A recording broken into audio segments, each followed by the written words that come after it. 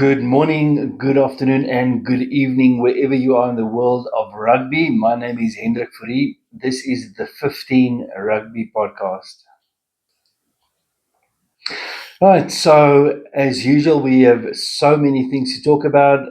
We'll start off by talking about the URC this coming weekend, which is a non-event since the EPCR semi-finals are taking place. But we will definitely discuss last week's URC results. And just with regards to the EPCR, this weekend coming is the Champions Cup final, semi-final between Leinster and Toulon. From a South African point of view, that's Saturday at the Aviva Stadium at 4 o'clock in the afternoon, and followed then by the EPCR Challenge Cup semi-finals, Ulster v Exeter. That's on at 6:30 on Saturday. Then on Sunday, with the Champions Cup, we have the second semi-final, Bordeaux v Bath, and that's at 4 o'clock. But before that, we'll have the second semi-final for the Challenge Cup. That's Montpellier versus the Dragons, at 1:30 South African time. Now, let me just say that I do think it is a bit of a tragedy, and it is a bit of a look in the mirror moment for South African rugby, as I believe that we should have some teams represented in the competition at this stage. By the semi-finals, we should still have at least one team left over. We didn't, so I think it's a good way to have a look in the mirror for us as South African teams. We need to, not just in the World Cups and every now and again in the URC, but we need to be present, and we need to have a presence in all of the championships or all of the competitions that we take place. So I think we could have done better, and we should be doing better. Then, with regards to competitions that we take part in, I'll start off with just a quick recap of the under 20 championship, rugby championship, which is a competition between the under 20 national teams of South Africa, Argentina, New Zealand, and Australia. So that kicked off the past weekend. And just a recap of what happened: the Junior Springboks beat Argentina 48-21 in Port Elizabeth, and New Zealand beat, in a much closer match, Australia 34-29. That was also played at in Port Elizabeth. So the next round of matches will be New Zealand v Argentina. It seems that the whole competition is being played in Port Elizabeth. So that's this coming Sunday.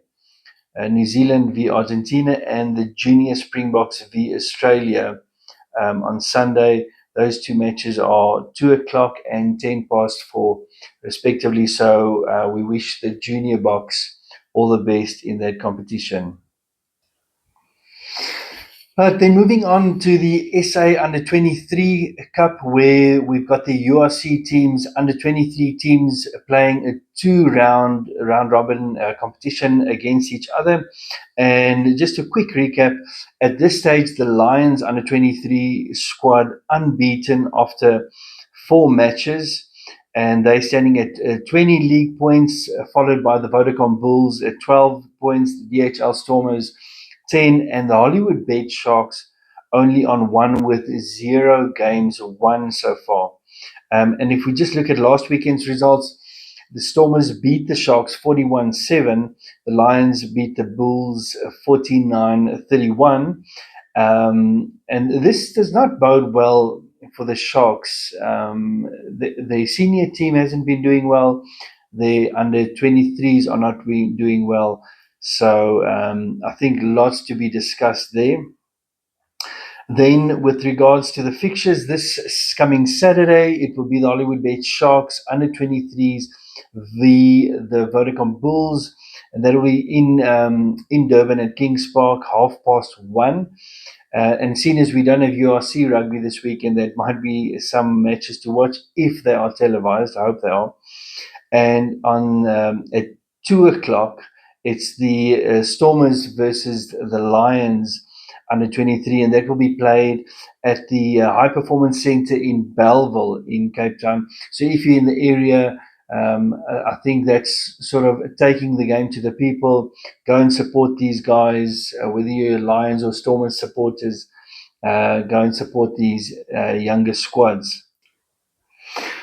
Moving on to the other big local competition, the SA Cup, where just to recap quickly, it's all of the non-URC rugby unions in South Africa taking part. So there are 10 provincial teams, the 10 senior teams playing for a spot in the Currie Cup. So the top 4 teams at the end of the round robin qualifies for the Currie Cup later this year. And just to give a bit of a recap regarding that, they have finished playing 7 rounds. They're on 9 rounds, so 2 rounds left. The Suzuki Griquas still sitting in a dominant number 1 position with 35 log points, haven't lost a single match yet, so 7 out of 7 to them. The Ealing Pumas have won 5 out of 7 matches with 28 log points. The Eagles sitting pretty at third position, 27 log points, also 5 matches out of 7. Then the Cavaliers in fourth position, also 5 out of 7 matches won at 25 log points. And then the Cheetahs coming in at fifth with 25 log points, but only 4 won out of their 7 matches now. It's an interesting point of discussion at the moment because there are strong rumors in the rumor mill that the Free State Cheetahs might be joining the URC. I haven't really read anything. It's mostly rumors, I think, at this stage.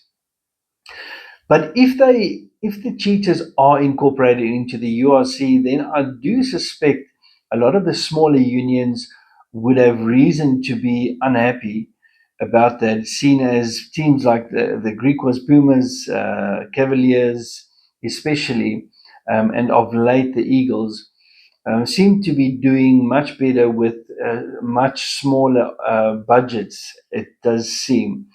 So that might be an interesting turn of events should that happen. But regardless, if we look at the past results for the past weekend, Greek was beating the Pumas 44-34 in Kimberley, which was obviously a really, really tough match.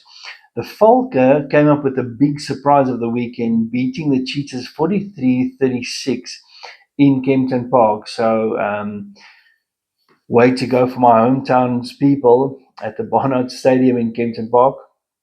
The Eagles dismantling the Griffins 45-24, and the Leopards succumbing to the Cavaliers 12-33. And then the last match for last weekend was the Eastern Province totally dismantling the Border Bulldogs 71-14. And if we look at the fixtures for this upcoming weekend, Saturday, we've got the Griquas against the Eagles. That is sure to be a really, really good match. That's at 3 o'clock in Kimberley, so that's going to be a tough one for the Eagles. It's always tough going to Kimberley. It's like a bit of an idiom in South Africa. It's tough going to Kimberley. And at the same time, the Falk will be playing the Leopards. Personally, I'll back the Falker for that one. The Griffins playing the Eastern Province. That'll be probably more of an equal matchup there. Border playing the Cheetahs. That's going to be an absolute annihilation of the Border Bulldogs by the Cheetahs. And then on Sunday, we've got the Pumas playing the Cavaliers. And that's probably would also be one of the matches to watch this weekend. So that regarding the SA Cup at the moment. But now we're moving on to the URC, and that is obviously our main focus at this stage. each week, and things are really, really hotting up. And that's one thing that I love about this competition this year, is that nothing is settled yet. Very few things are settled. Let me put it that way. Um, for the positions number 1 to 9, uh, it's still kind of open in terms of which teams will end in which positions. So it's only the top two spots, the Stormers and the Glasgow Warriors, that are assured of a top 8 finish at this stage. Positions number 3 to 9 can all still, and one of them will lose out on a top 8 position, even with only 2 rounds to go. So that's really, really interesting. I think out of the top 9 teams, anything can happen with any one of the teams except for the Bulls. I think the Bulls have got two gimmies playing at home against the bottom half teams. So you can really bargain on the Bulls getting a full complement of log points. They'll get 10 points out of these last 2 matches for sure. If they don't, then there's something wrong at the Bulls. But nevertheless, so things are still up in the air. Nobody's assured of a top 4 place, at least. If we look at some of the results from last week, and again, this is from a South African point of view, it was interesting. Edinburgh bouncing back to beat the Sharks 33-28 in Edinburgh. The Stormers annihilating Glasgow 48-12 against all expectation. I think that obviously a lot of people would have expected them to win, but we expected Glasgow to have a much better performance than that. So I think Glasgow in a bit of a spot at the moment regarding the overall performance. Then the Lions just dismantling Connacht 33-21. And I will say again, I think Connacht is a little bit flattered by the end result. The Lions were always in control from the word go, and they simply let the pedal off the gas in the last 10 to 15 minutes. And then maybe one of the match of the weekend was the Bulls sneaking in a win against the Scarlets, which was a home match for the Scarlets, 23-21. And had the Scarlets kicker been more accurate, they would have taken that match. But as I like to say, I would rather take an ugly win than a beautiful loss. So well done to the Bulls for clinching that match in the last minutes. Right, then looking at the fixtures, the next round of fixtures, which is around 17 for the URC, which is not this weekend because of the EPCR semi-finals. So it's in 2 weekends' time. So again, from a South African point of view, we got Ulster hosting the Stormers. That's on Friday night, the 8th of May, at 8:45.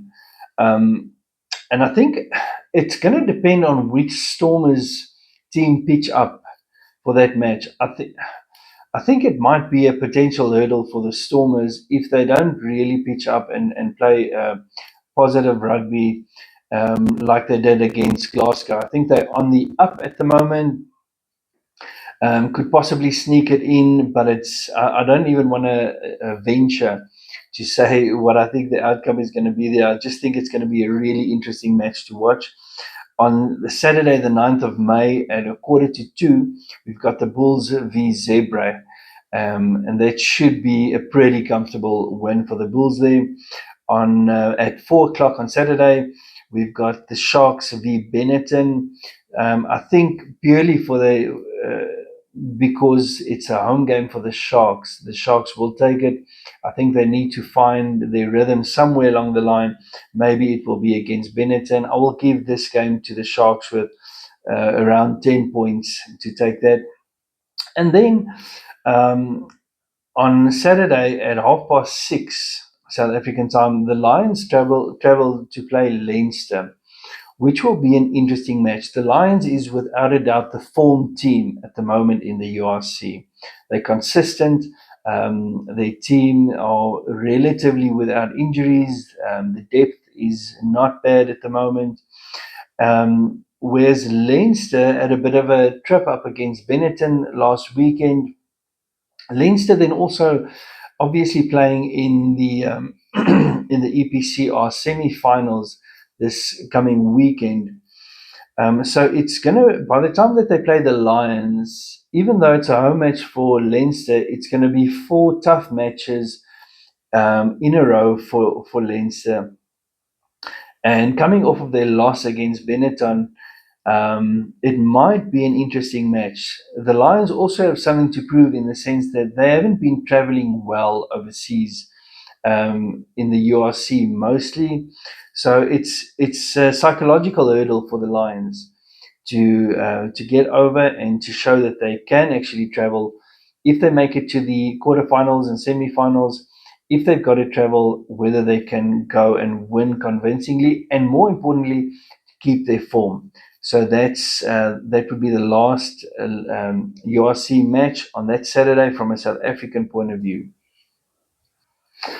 This next segment I want to introduce as the play of the weekend, and it won't come from any of the URC matches, although there are plenty to choose from. But I want to give the Junior Springboks Ethan Adams the play of the weekend for his superb try against Argentina over the weekend. Enjoy this.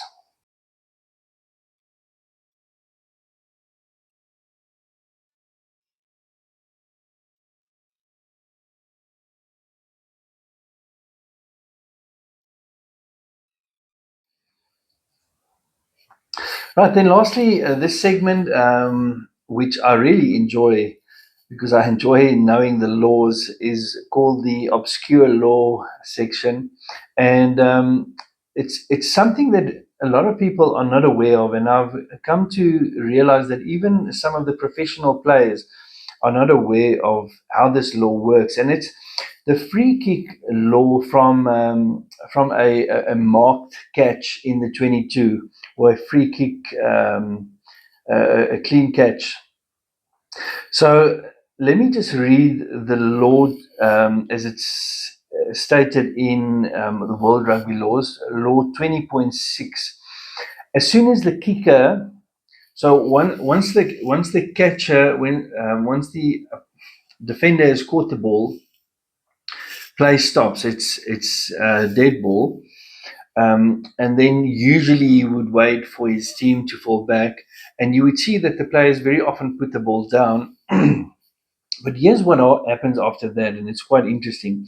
As soon as the kicker initiates movement to kick, so it's different than a penalty. With a penalty, the defending team then has to be 10 meters back, and they're not allowed to move forward until the ball is kicked. With a free kick, it's different. As soon as the kicker initiates movement to kick, so as soon as the kicker starts moving, the opposing team may charge and try to prevent the free kick being taken by tackling the kicker or to block the kick. So it's different than with a penalty. As soon as the kicker starts moving, they can approach him and either tackle him or charge down the kick. If the opposing team charge fairly and prevent the free kick being taken, the kick is disallowed. Play restarts with a scrum at the mark with the opposing team throwing in. That's interesting to know and important to know, especially for the players, which I don't think they all know. From my side, Hendrik Fourie, it was nice chatting to you. It was nice recapping all things rugby from a South African point of view. Enjoy your rugby this weekend. If there's no rugby on TV that's interesting to you, go and support some local rugby. I'm close to Pirates Rugby Club in Parkers, Greenside Valley, and if they've got a home match, I think I'm going to pop around there and support the boys there. From my side, have a great weekend. Cheers.